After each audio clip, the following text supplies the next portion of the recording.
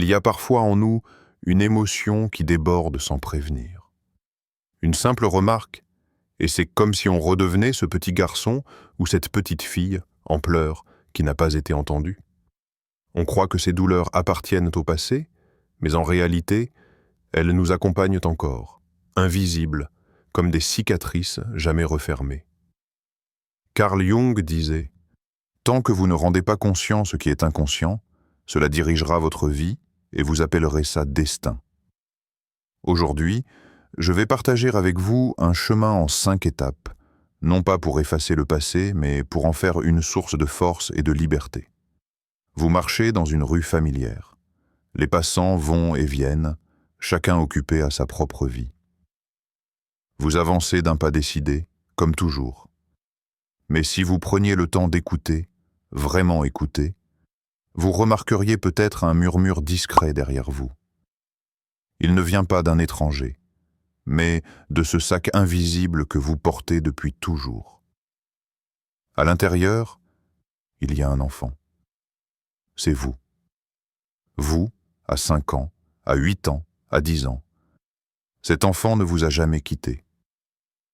Il attend, silencieux parfois, bruyant à d'autres moments, qu'on se retourne enfin vers lui. On s'habitue à ignorer cette présence.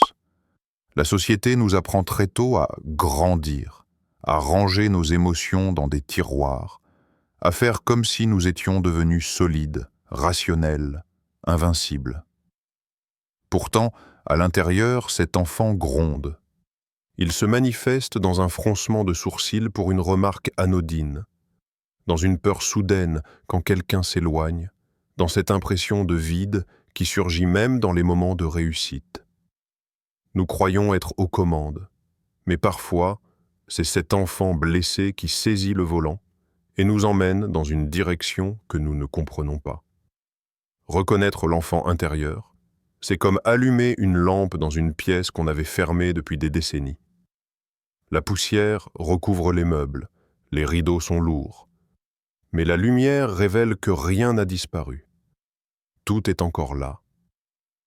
Ce que nous avons vécu, ce que nous avons ressenti, ce que nous avons manqué, l'enfant en nous le porte toujours.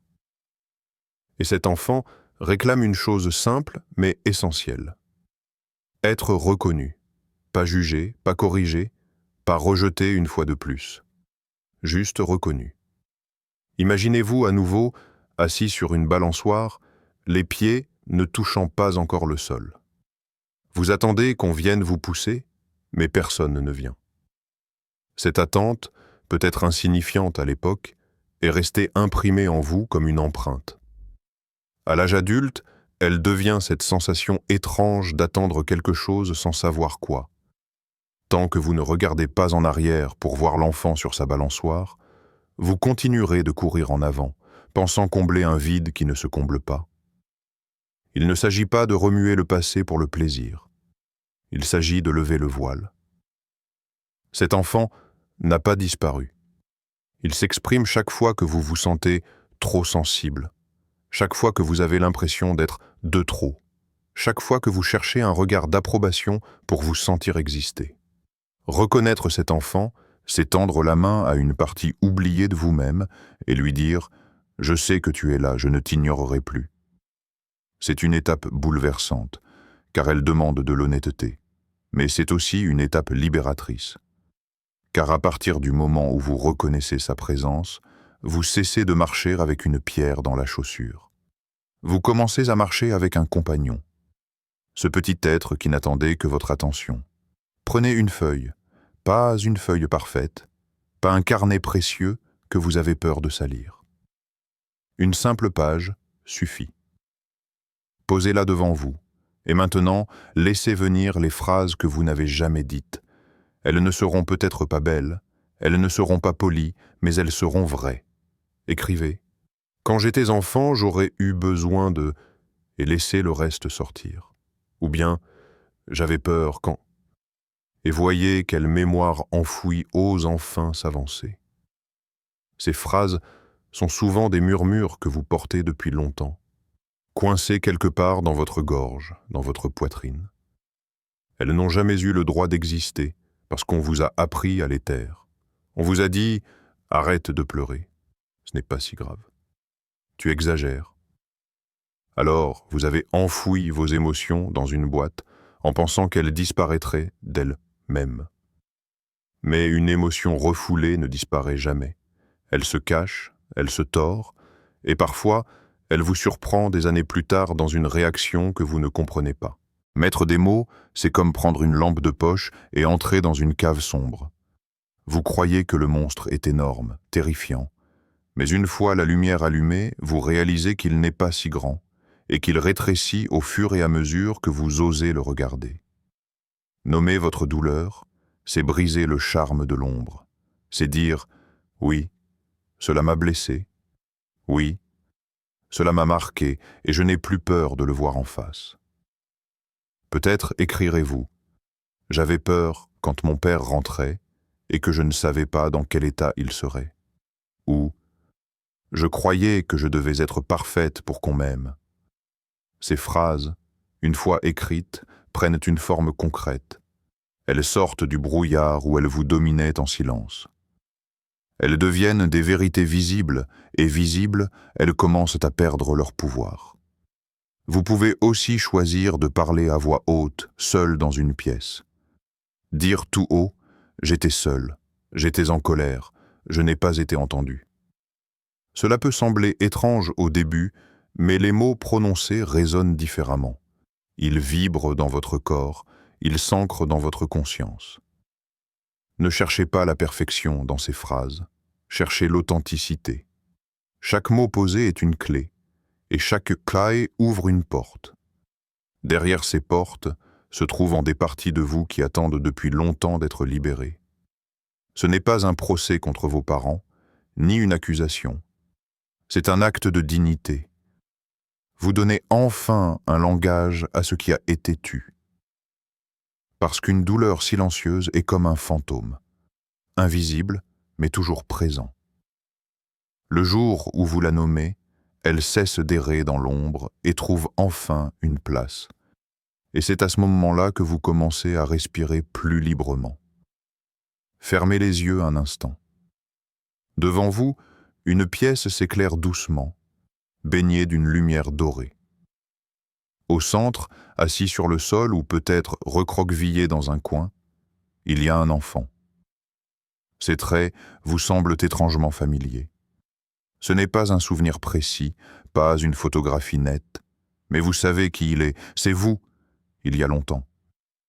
Il lève la tête, un peu méfiant, comme s'il n'osait pas croire que vous soyez enfin venu.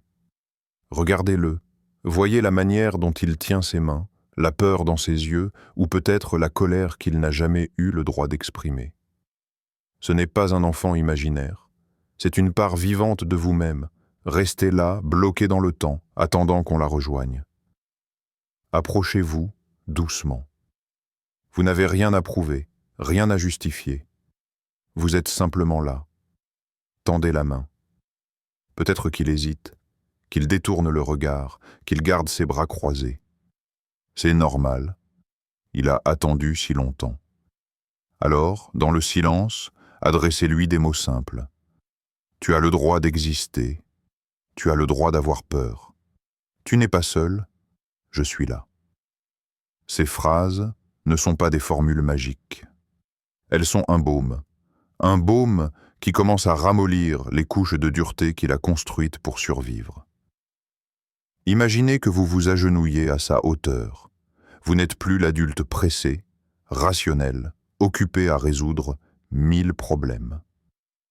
Vous êtes simplement une présence bienveillante. Prenez le temps de le regarder comme vous auriez aimé qu'on vous regarde, avec une attention pleine, sans distraction, sans condition. Ce regard est déjà un cadeau. Puis, si vous en sentez la force, ouvrez vos bras et accueillez-le. Serrez-le contre vous, même si ce geste est seulement intérieur. Sentez son petit corps trembler, puis peu à peu se détendre. Laissez vos mains invisibles caresser ses cheveux, comme on apaise un enfant qui vient de pleurer.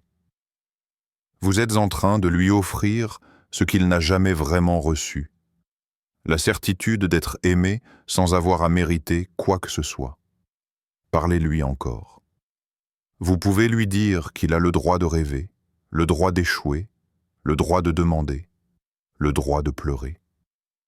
Rappelez-lui que sa fragilité n'est pas une faiblesse, mais un signe de sa profondeur. Et observez son visage. Peut-être un sourire timide n'est-il là où il n'y avait que peur. Ces gestes intérieurs ne sont pas de simples exercices mentaux. Ils sont des actes de réconciliation. Chaque fois que vous retournez dans cette pièce, que vous prenez ce petit être dans vos bras, une partie de vous se répare. Vous bâtissez une sécurité nouvelle, une base qui ne dépend plus de l'approbation des autres, mais de votre propre tendresse envers vous-même.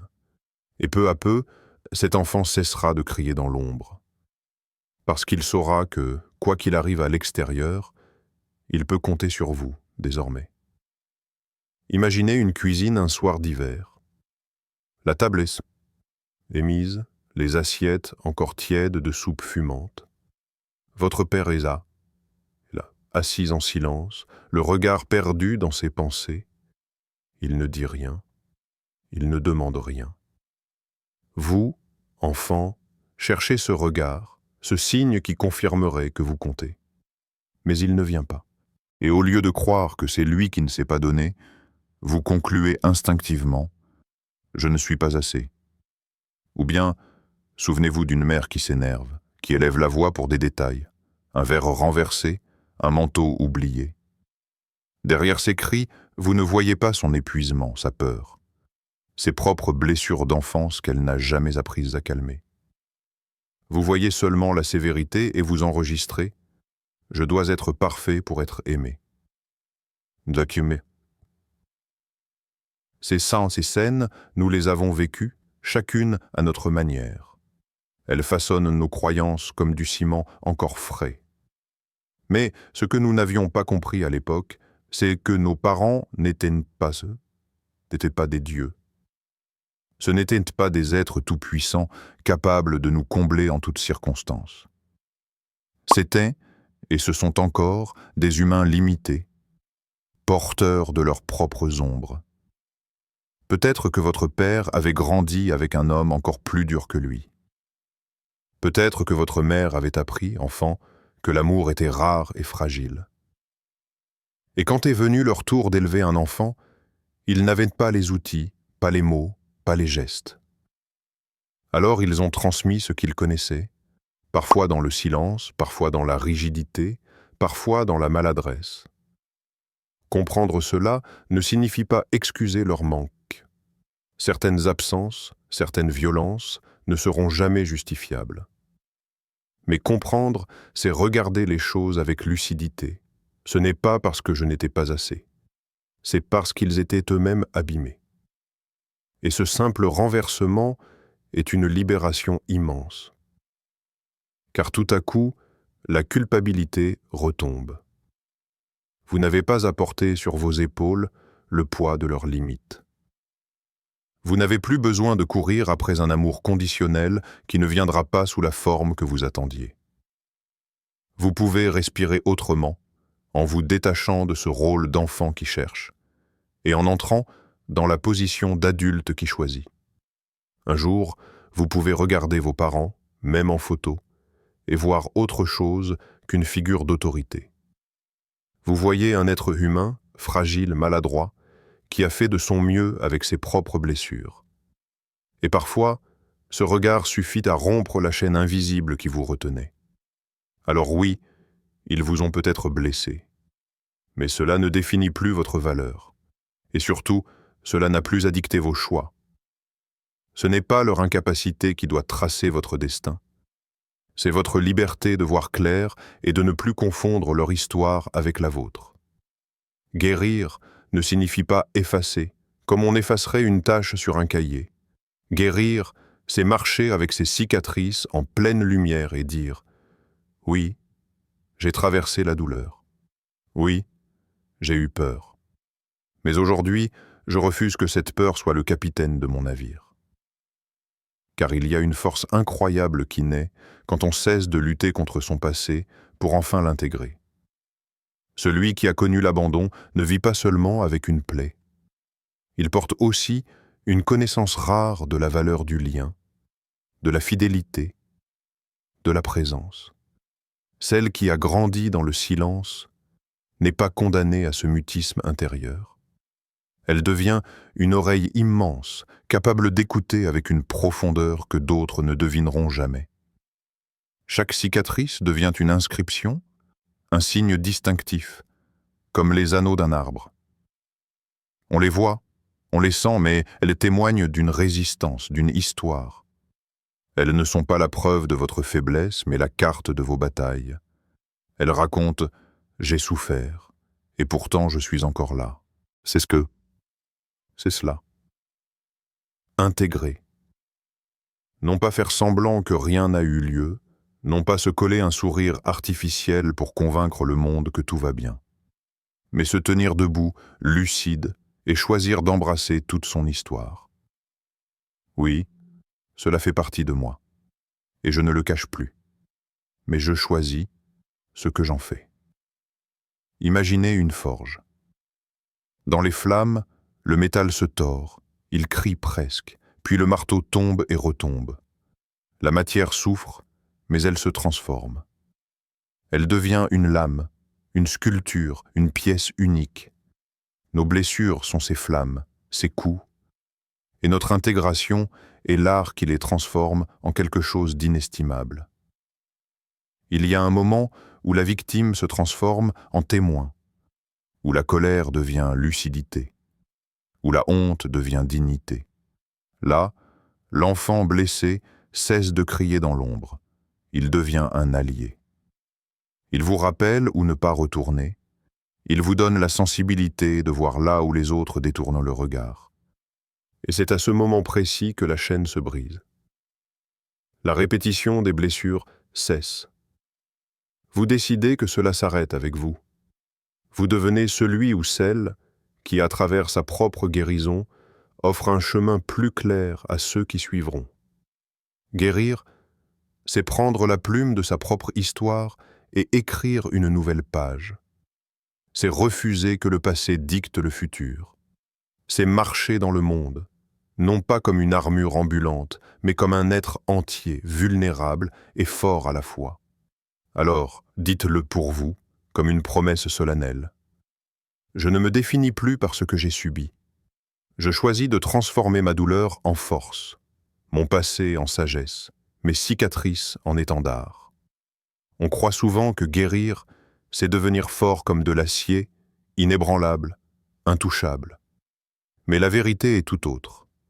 Guérir, c'est enlever cette armure qui nous a protégés si longtemps, mais qui finit par nous étouffer. C'est redécouvrir la liberté de dire non sans trembler, de dire oui sans s'excuser. C'est marcher dans le monde sans jouer un rôle, sans masque, avec la beauté brute de quelqu'un qui ose être vrai. Alors, laissez-moi vous poser une question simple mais puissante. Si vous deviez donner un prénom à cet enfant intérieur, quel serait-il? Serait-ce le vôtre, murmuré avec tendresse? Ou un nom nouveau, symbole de la renaissance que vous lui offrez aujourd'hui? Parce que le jour où vous oserez lui donner un nom, il cessera d'être une blessure anonyme, cachée dans l'ombre. Il deviendra une rencontre, une présence à vos côtés. Et dans cette rencontre, quelque chose s'ouvre.